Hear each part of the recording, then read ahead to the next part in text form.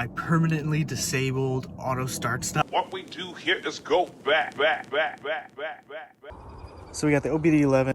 Most importantly, I permanently disabled auto start stop. So now it's just a regular car. I don't have to press the button anymore. That's it. It's just disabled. I can re-enable it down the road if I want to, but it's completely disabled now. Like, it costs like $100 and something, I think $140, but, and I'll put a link down below in case you're interested. I got mine off Amazon, so I don't have to worry about shipping because it's like a UK company and they ship from the UK and it takes a little bit longer, so I just get it right from Amazon. It's like regular Amazon shipping times. So I sped this up to make it a little easier to watch, but essentially once you've connected your device, you're going to do a full backup of every single computer module in your car so that you have a record of what it was like when it was stock.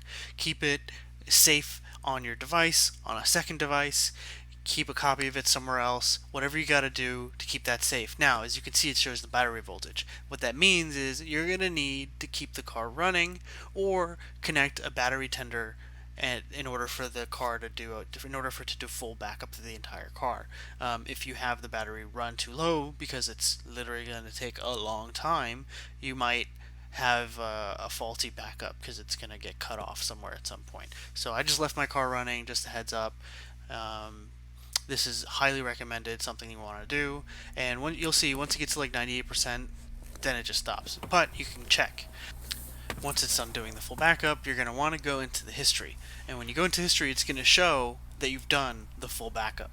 I did mine twice just to confirm that I had a complete one, because that 98% and then disappearing without a confirmation was a little scary. Don't forget to open your hood when you're trying to do coding or it won't accept it. So this is the start-stop deactivation. You just go in here.